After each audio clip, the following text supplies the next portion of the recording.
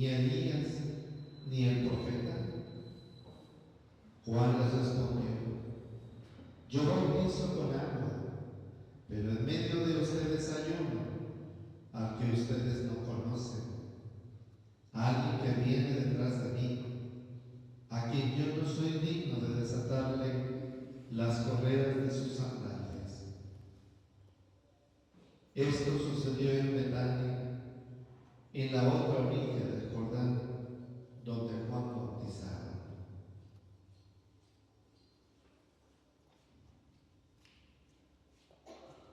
Palabra del Señor. Gloria a ti, Señor Jesús.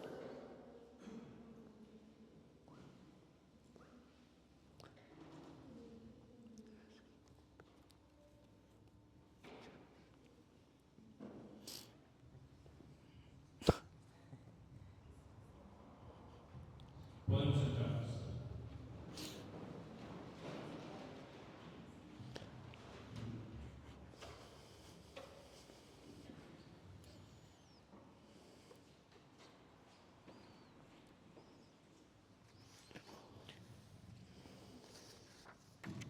Hermanas, hermanos,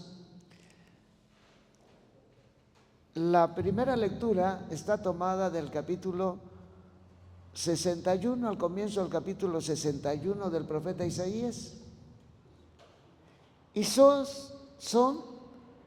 es el texto que nuestro Señor leyó en la sinagoga de Nazaret cuando Él, al empezar su predicación, visitó ya, estando Él públicamente anunciando el Evangelio, Él fue a Nazaret. Estaba al comienzo de no exactamente, ya Él empezó a ser conocido porque ya estaba predicando en otras partes, pero pronto fue a Nazaret y allí le dieron a leer, le dieron para que Él proclamara la palabra.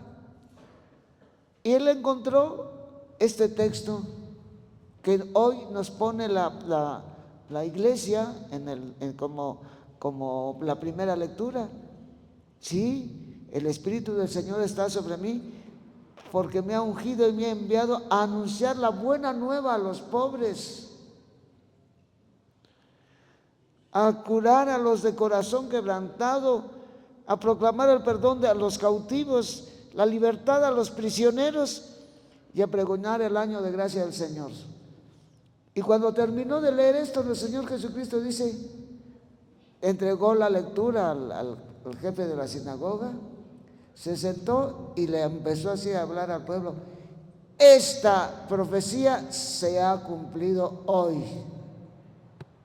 O sea, a Él se refería muchos siglos antes. El profeta Isaías, antes de que Él viniera a la tierra, pues es Dios. Dios que se hace hombre y empieza a vivir una historia humana, pero es la persona divina, la segunda persona divina de la Trinidad. Entonces, esta es esta primera parte. Y la segunda parte es una continuación, no inmediatamente. Cuando el profeta sigue hablando y diciendo, me alegro pero está hablando el profeta y está hablando en el nombre de Dios, y me alegro porque ustedes van a progresar, van a ser felices, van a ser personas de bien. Empieza, es la segunda parte de esta lectura. O sea, este anuncio del Evangelio va a transformar los corazones, va a promover la fraternidad. Así es como van a salir, como nuestro Señor va a sacar de la pobreza a los pobres, va a sacar a los afligidos por medio de consuelo. Pero aquí está el cómo va a ser esto. El día de hoy es lo que quiere que entendamos nosotros, la iglesia, que el Evangelio es para bien de la humanidad. En esta primera lectura esto nos dice el texto del profeta Isaías, que nuestro Señor Jesucristo dijo, esto se ha cumplido hoy. O sea que Él vino con esa palabra. Y esas palabras que sigue diciendo el profeta, habla de una vida nueva, pero en esa vida nueva somos los protagonistas. Primero, si nos convertimos en discípulos de Cristo, y el cristianismo, el evangelio, ha impregnado a muchas sociedades que no tienen precisamente la religión cristiana, pero que tienen estos valores. Pero la iglesia ha dejado semilla en muchas partes del mundo. El día de hoy, ahí hay una cultura que viene del cristianismo, aunque muchos ya no profesen esa fe. Pero esta es la verdad de lo que es la vida humana. Y luego tenemos otra lectura que ya es del Nuevo Testamento, que es de la carta de San Pablo a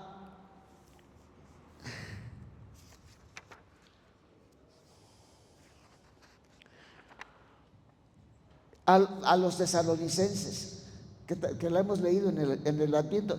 Y él aquí les está hablando: vivan alegres, siempre alegres, oren sin cesar, den gracias en toda ocasión, pues todo esto es lo que Dios quiere de ustedes en Cristo Jesús. No impidan la acción del Espíritu Santo, ni desprecien el don de la profecía, pero sométanlo todo a la prueba y quédense con lo mejor. Es decir, nuestra vida cristiana tiene que dar primeros resultados en cada uno de nosotros, pero San Pablo está hablando a una comunidad en Tesalónica. Él les dio el evangelio, él predicó, el primero que predicó el evangelio en Tesalónica fue él, pero les está hablando de las consecuencias de paz, de fraternidad, de alegría que lleva consigo el evangelio. Eso es algo que también la iglesia quiere al prepararnos a la venida de Cristo. La razón por la que Cristo vino a la tierra fue a traernos el evangelio. Y eso tuvo una preparación de muchos años de anticipación. ¿Por qué esperó? ¿Por qué esperó tanto? Si fue al principio del mundo que Satanás hizo caer en el pecado a nuestros primeros padres. ¿Por qué el Señor inmediatamente no se hizo presente y regañó a Satanás? Sí lo regañó. Cuando se dio cuenta, claro que se hizo presente regañar a Satanás. Sin embargo, pues Él dejó que la humanidad progresara. Que progresara. El cristianismo en el mundo pues tiene 2 milenios. 2 milenios. Y antes hubo muchos años que ya estaba el hombre en la tierra y poblando muchas partes. Pero el Señor esperó el momento apropiado, como también Él va a esperar el momento apropiado en que va a ser el juicio de esta generación humana que poblamos en la tierra. Esto es decisión de Dios. Pero mientras tanto nosotros tenemos que entender qué significa nuestra vida cristiana. Esto es algo muy importante que nosotros como iglesia tenemos que masticar. Sí, y la iglesia nos lo está recordando, pero aunque la iglesia tiene los ciclos litúrgicos anuales que les decía hace un rato, sin embargo, la iglesia está constantemente predicando el evangelio. Pues, celebramos la misa los sacerdotes todos los días. El principal día que tenemos los cristianos y que la iglesia pues nos pide como un precepto, nos lo da como precepto, la misa dominical, sí tiene un lugar importantísimo en el desarrollo de la vida de la iglesia. Y también por eso ponen como una obligación para nosotros los bautizados la participación en la Eucaristía dominical, porque vamos conociendo. Y además, aunque escuchemos los mismos textos, el contexto que estamos viviendo cada vez que pasan 3 años para que se repita el ciclo de Mateo y para que se repitan los domingos del Adviento, en donde primero, segundo y tercer, el ciclo A, el ciclo B y el ciclo C, pues tienen un ordenamiento para cada domingo de Adviento, para preparar la Navidad. Son 3 años. Pero aunque los que ya tenemos 50, 60, 70 años en la tierra, pues hemos vivido muchos ambientes, pero aquí viene la peculiaridad. No estamos recibiendo el Evangelio en la misma situación histórica. No estamos recibiendo ha evolucionado la familia humana, ha evolucionado la política en el mundo, ha evolucionado las situaciones que se refieren al asunto de la pobreza, al estudio, a las cuestiones de la violencia, a las cuestiones de la corrupción. Todo esto va caminando con nuestra historia. Entonces, aunque escuchemos un texto que ya escuchamos hace 3 años, en el tercer domingo de Adviento, hoy este texto nos está iluminando para el hoy, porque hay otra cosa que la iglesia nos enseña. Cuando habla la iglesia, Cristo habla. Cuando es la palabra de Dios la iglesia, en ese momento Cristo le está diciendo a esta generación lo mismo que les dijo a la primera generación que Él predicó aquí en la tierra. Es lo que nos dice ahora, después de más de 2000 años que Él estuvo en 2000 años que Él estuvo en esta tierra. Pero Él nos está hablando ya a personas que dentro de una cultura, dentro de un avance de la ciencia, dentro de un avance de los conocimientos, dentro de un avance de la cuestión política. Hoy tenemos los principios sobre los derechos humanos que están en la Declaración Universal de los Derechos Humanos que se dio el 10 de diciembre de 1948, que el Papa recordó era un domingo, ahora el 10 de diciembre, el Papa en su homilía que repite para el mundo cuando da la bendición en San Pedro. Cada domingo el Papa trae el Ángelus y después da la bendición, pero allí hace también una homilía con el Evangelio de ese día. Entonces las condiciones históricas son distintas.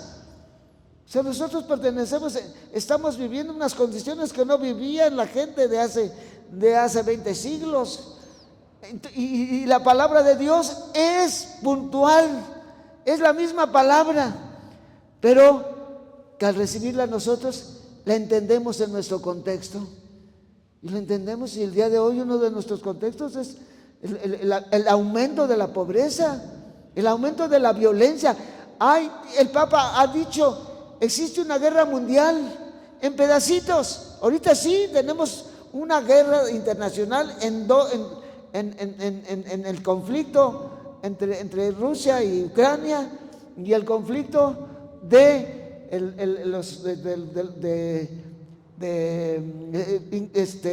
Israel con los palestinos. Es cierto, pero hay muchísimos conflictos internos y muchos conflictos también, no con guerras internacionales como estas, pero hay una situación violenta en muchos lados.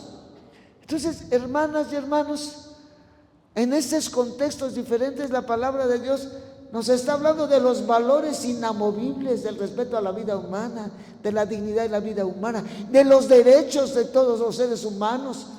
La Declaración de los Derechos Humanos que hizo las Naciones Unidas en su Declaración Universal de Derechos Humanos el 10 de diciembre de 1948 sigue teniendo vigencia. Y de esa declaración han salido muchos acuerdos internacionales a nivel universal, pero también continentales. Entonces, hermanas y hermanos, esto es muy importante que nosotros descubramos nuestro ser cristiano. Somos depositarios de la vida divina y depositarios de la verdad del Evangelio para toda la humanidad. Donde quiera que estamos los cristianos tenemos esa riqueza. Por eso la iglesia es iglesia universal. Y repito, la iglesia no desprecia las religiones monoteístas. Claro, las politeístas, pues que la iglesia dijera, no, la iglesia no puede aceptar una religión politeísta, pues, que hay muchos dioses, pues esto es un absurdo. Pero las religiones monoteístas, por ejemplo, los musulmanes tienen una religión que además su fundador, es cristiano.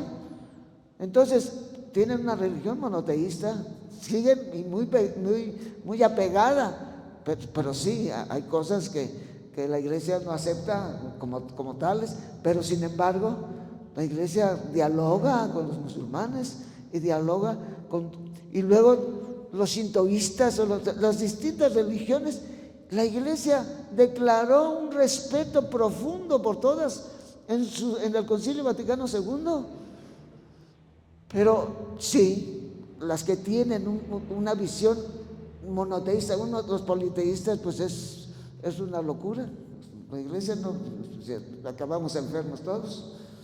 Entonces, hermanas y hermanos, ¿qué cosa dice el Evangelio como que es ya lo que nos preparó para entender bien a través de esas dos lecturas?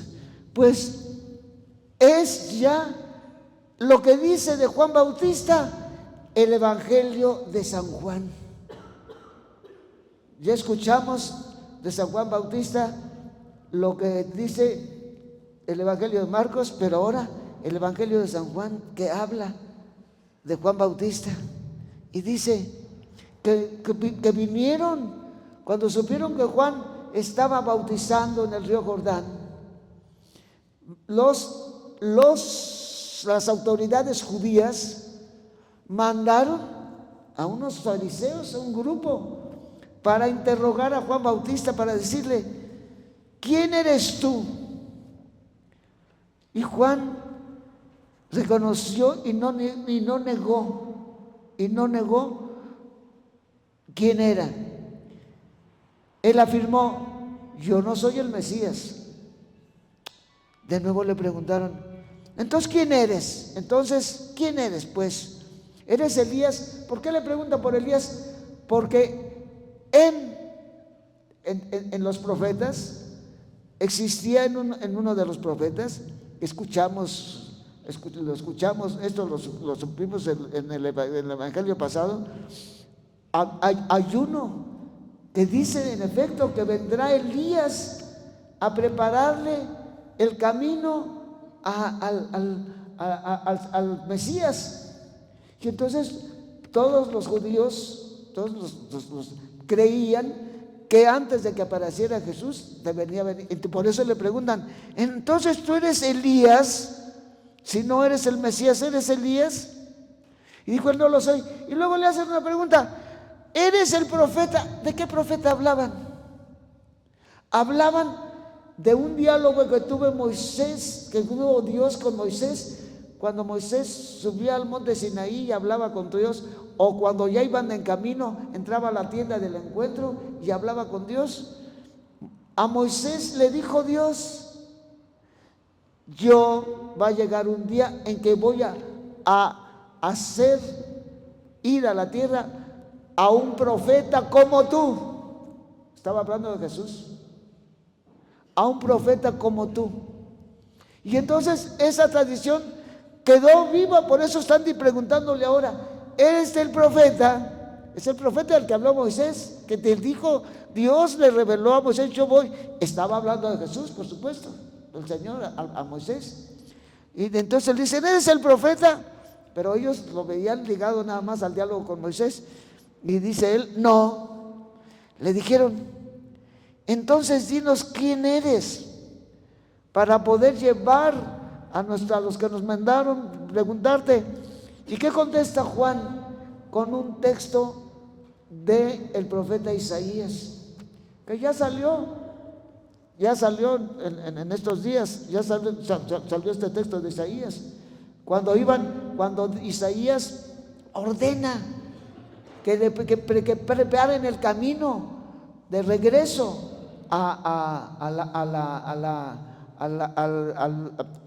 porque estuvieron 70 años. Primero se fueron como prisioneros del imperio babilónico. El imperio babilónico cayó y entonces el imperio meda fue el que quedó, los medos. Y luego los medos fueron derrotados por los persas. Cuando estaban los persas ya en el territorio donde estaban los judíos, los que deportó Nabucodonosor. Entonces el rey Darío les dice: regresen a su tierra. Y entonces el profeta Isaías dice que se allanen, les dice a ellos, para su camino de Babilonia a Judea, a donde van ustedes a llegar, que se allanen los caminos. Y este es el profeta. Dice: ¿quién eres? ¿Y por qué bautizas? Yo soy la voz que grita en el desierto: enderecen el camino al Señor. Y hablaba en ese momento Dios, de Dios a través del profeta, del desierto, que se rellenaran los valles, que los montes se rebajaran, que los caminos torcidos se enderezaran. De eso habla el profeta Isaías.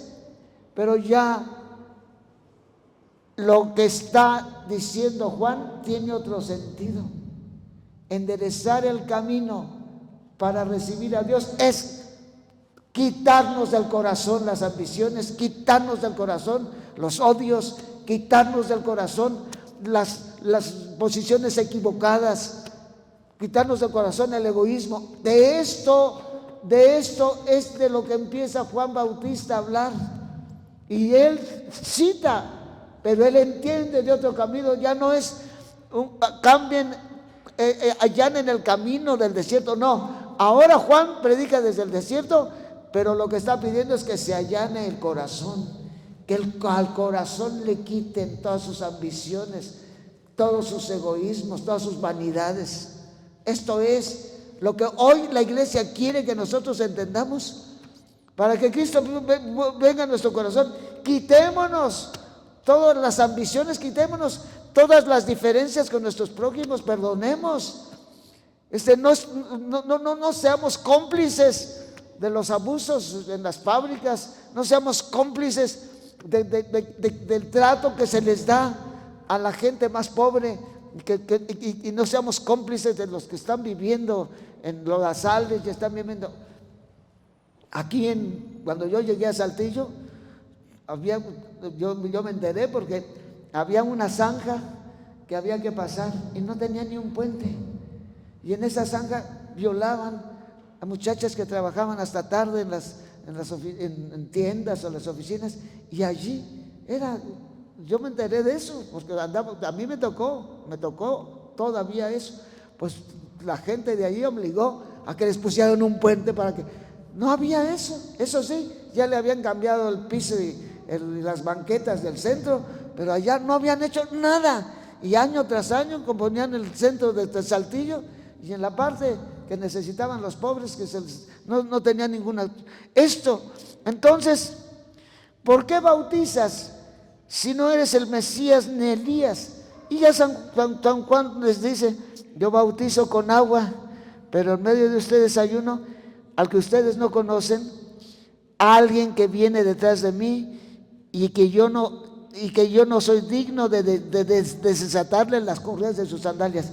Aquí, esta es la respuesta que nos enseña el Evangelio de Juan, pero el Evangelio de Marcos nos habla, nos dice que claramente está hablando de esto, pero Marcos ya dice: esto es el corazón el que tiene que quitar eso. Juan habla, Marcos nos dice con toda claridad esto que Juan está diciendo. Juan se los está, ya no es eso que dijo Isaías: arreglen el desierto para que mi gente pase. No, arreglen el corazón. Esto es lo que dijo Juan: arreglen el corazón para que yo pueda llegar a la tierra. Es decir, empiecen a vivir fraternamente, empiecen a vivir ya sin las mentiras políticas en donde vivimos. Nosotros tenemos esa obligación. Nosotros tenemos obligación, los cristianos tenemos obligación de corregir la historia. Esto no nada más unos loquitos Hay mucha gente que trabaja defendiendo derechos humanos. Aquí nosotros, la diócesis fundó un centro de derechos humanos. Ahora ya no depende de la diócesis, pero sigue siendo un centro de derechos humanos, el Centro de Derechos Humanos Fray Juan de Larios.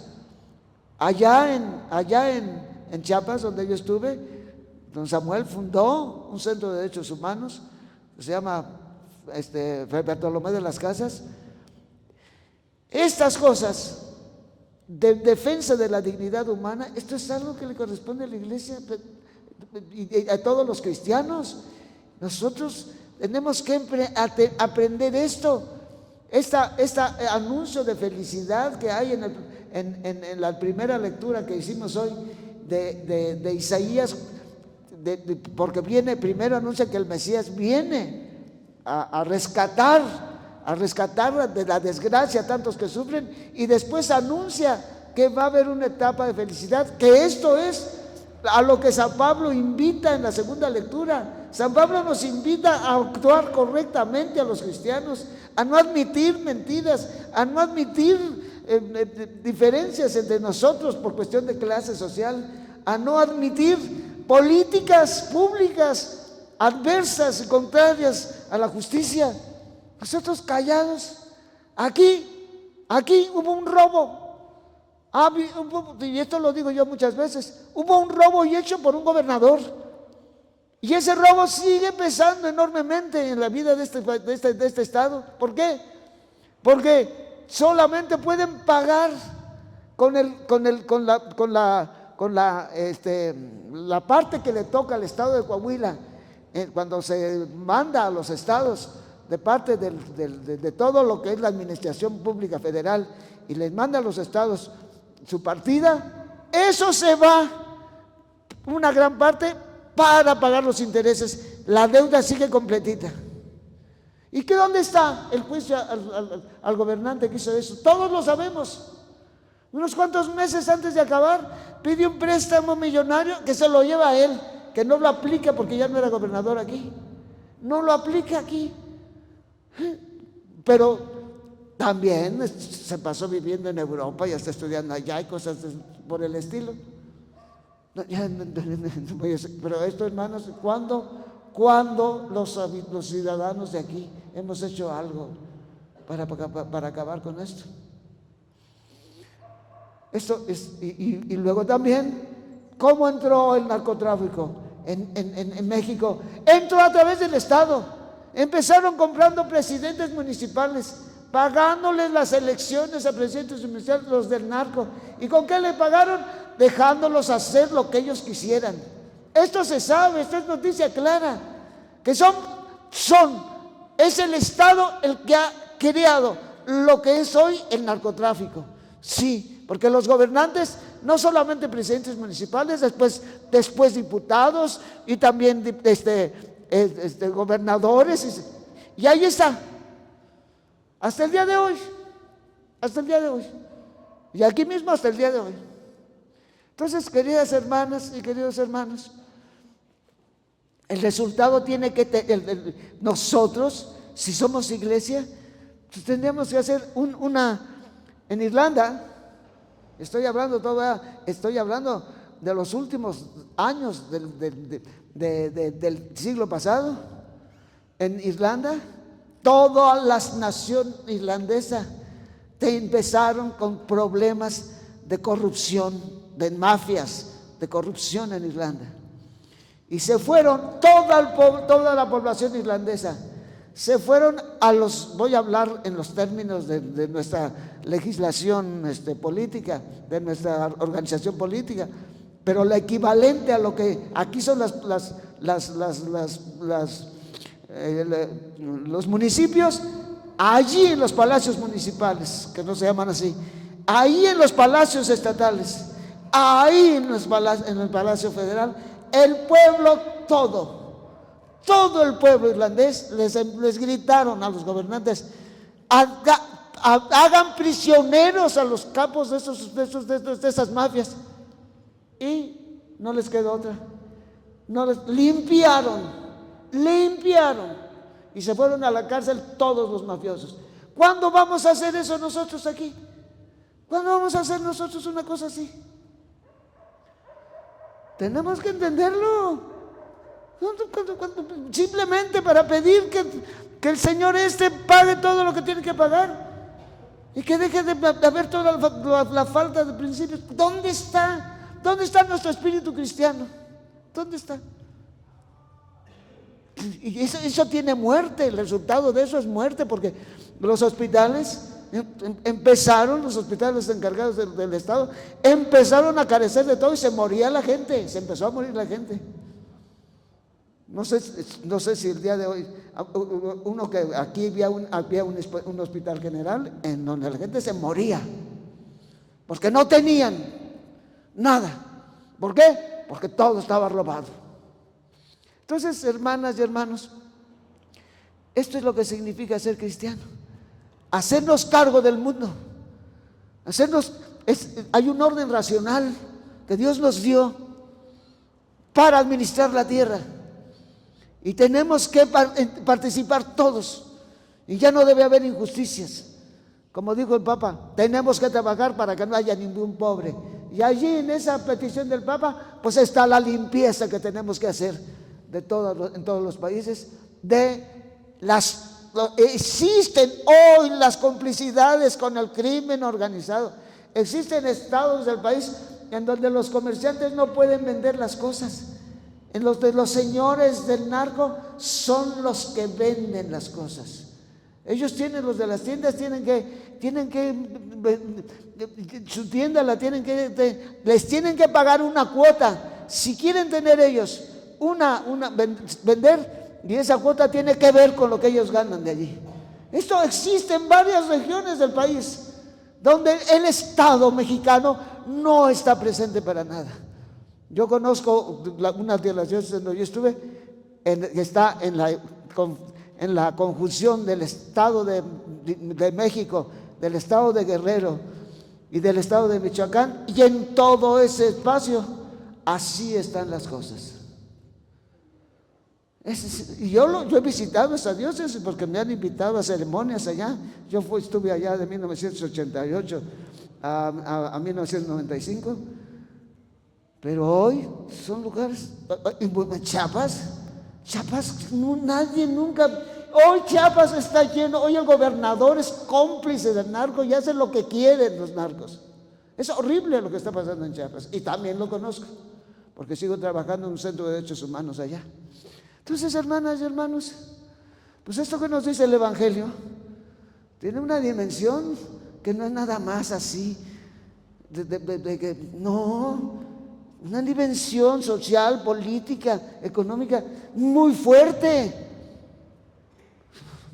Y nosotros te vamos a dar cuenta a Dios, no nos olvidemos. No somos los actores, es cierto, pero nos va a decir Dios, y bueno, ¿y tú qué hacías? ¿Qué hacías? No se creen si yo hablo así, hermanas, yo también pienso en mi conciencia. Si yo a ustedes, ay, miren, pero qué monos, esos que vienen a la misa, y ya se acabó la misa y no se habló nada de lo que hoy el Evangelio dice.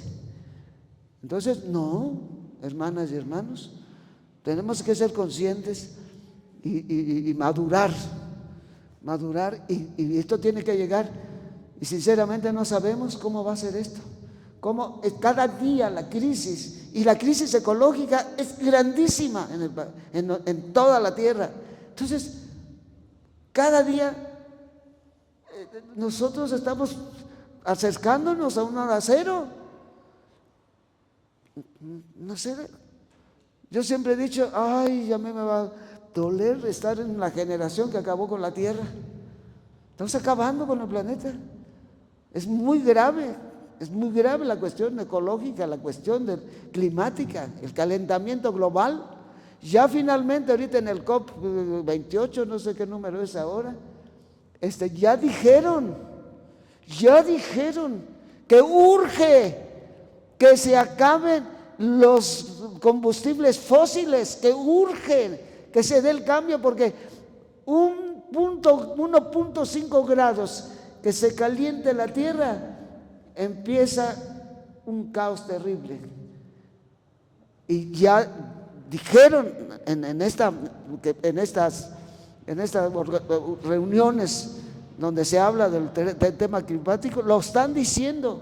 Urge que todos los países dejen los combustibles fósiles. ¿Qué son los combustibles fósiles? Todos los que usamos nosotros.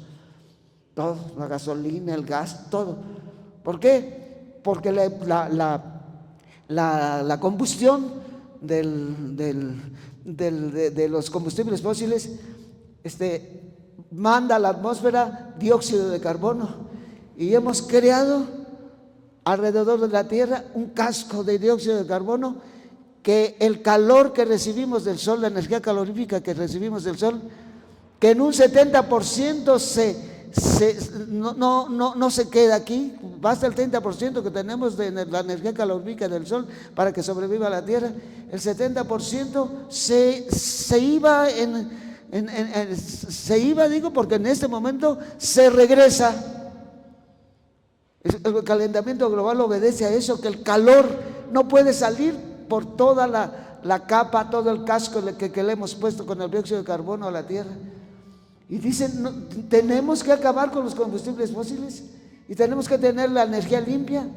¿Por qué? Porque 1.5 grados de temperatura en toda la Tierra, estamos hablando incluso en el mar, es donde se ve eso.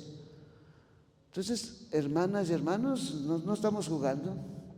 Y esto que nos habló hoy el Evangelio tiene que ver con nuestra responsabilidad, sobre todo nuestros hermanos y nuestras hermanas. Y no crean que estoy exagerando. Abran allí en el internet los jóvenes, ¿qué está diciendo el número? ¿Qué número es? 28. Creo que es esta es una reunión sobre la cuestión climática que se está a nivel universal, que tenemos en este momento funcionando. Bueno, vamos a seguir la misa y pidiendo por Dios, y sobre todo, pues esto es una conversión. Recibir de nuevo a Jesús aquí en la tierra es darle cuentas de cómo hemos vivido el Evangelio que nos vino a dejar. Es importantísimo que nos demos cuenta y que reaccionemos. Yo no sé si ustedes, a mí me dolería mucho ser de la generación que desbaratamos el planeta. A mí sí me dolería. Y antes de que vengan las catástrofes más grandes, vamos a sufrir todas las consecuencias, consecuencias fatales, de desaparición de grandes ciudades de un día para otro, y no por bombas, sino por todo el desorden que hemos hecho. Y que para empezar, las ciudades que están muy cercanas al mar o en las orillas del mar, el mar se está elevando su nivel porque se están deshaciendo los cascos polares. Bueno, vamos a continuar.